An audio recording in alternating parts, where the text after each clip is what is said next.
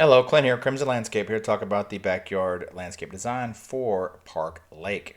So this is going to be the modern design. This is going to be the remove the existing retaining wall, install a new retaining wall.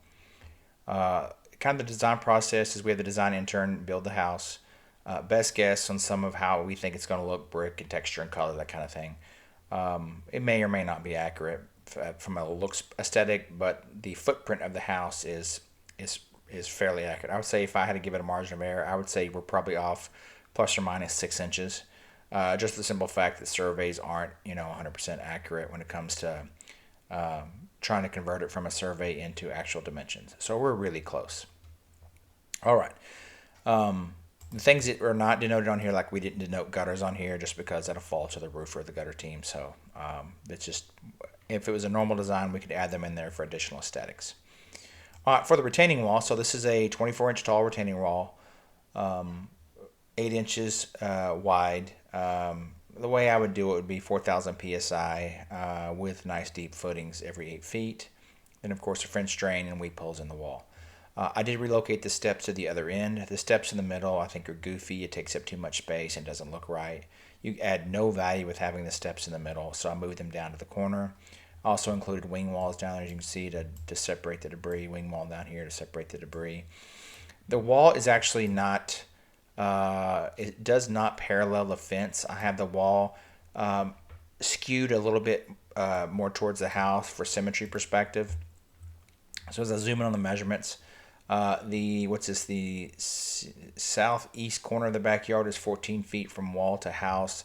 The northeast corner of the backyard is 14 feet 6 inches from the house. So just a difference of 6 inches. Symmetry matters, I think, to people like my wife. Really, symmetry is a big deal to her. So I have the backyard kind of squared off.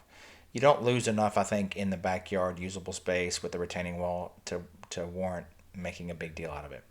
It's just a preference. If you want to parallel the fence, awesome. If you don't, awesome. If you don't parallel the fence and you add concrete out here like this, then you're just going to see a bigger gap.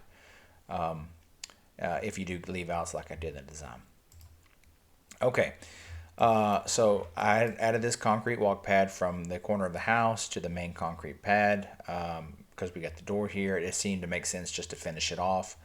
I did 3 foot wide pads. I believe these are 7 feet or 8 feet long. 6 inch leave outs in between. You're going to need deck drains. Deck drains, you certainly can embed drainage in here as well. It can mean embed drainage here along the house as well in your leave outs if your drain team is pretty good, as well as if your concrete team is pretty good. I think this pad's about 600 square feet. If you add all this concrete together, I'm guessing it's probably around 980 square feet. 600 square feet for a house of this size.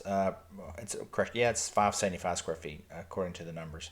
575 is a little small for a house of this size. I would say probably closer to 700 to 900 probably makes more sense.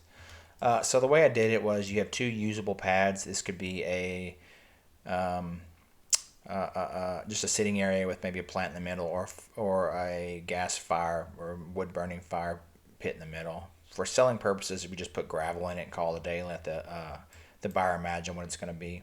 Then a nice little table fits here. So you can have your living, your couch, sofa, play area, whatever you want over here. Then you have more of a formal designated spaces out here. And that opens up space for the left side of the yard and the right side of the yard.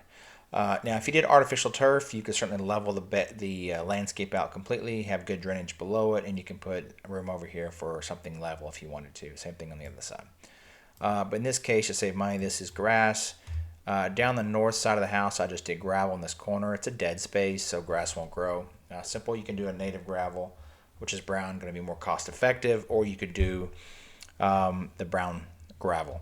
Extended the fence all the way towards the front of the property. It seemed like it made sense. So for privacy, hydro air conditioners, as well as it takes away how much you have to landscape. Same thing on this side. Extend the fence. Extend the fence all the way to the corner. Just simple grass through here probably should do fine. It probably should grow. You certainly could do gravel over here. I didn't do any landscape plants or trees in the back because I wanted to maximize space. But I think you need some living wall, like something green up here. Like in this case, I used boxwoods. If you want tall boxwoods, I would go with the winter gem. If you want baby boxwoods, I would go with the little gem. boxwood up here. I would go with at least a 3-gallon. 1 gallon would look tiny. And some sort of gravel over here. I made the steps a little bit grander. You certainly can narrow the steps if you wanted to. And I would think the steps need to go to nowhere. This is never going to get used, so I wouldn't put concrete to it or anything. I would keep it usable space. Anyway, I think that's about it for this design. If you have any questions about this design, just let me know. The next steps is we're going to put together a design that is focused on leaving the retaining wall in place. If you leave the retaining wall in place, how that would look. If you're a first-time guest checking out this video, you can go to our website for more information at crimsonlandscape.com.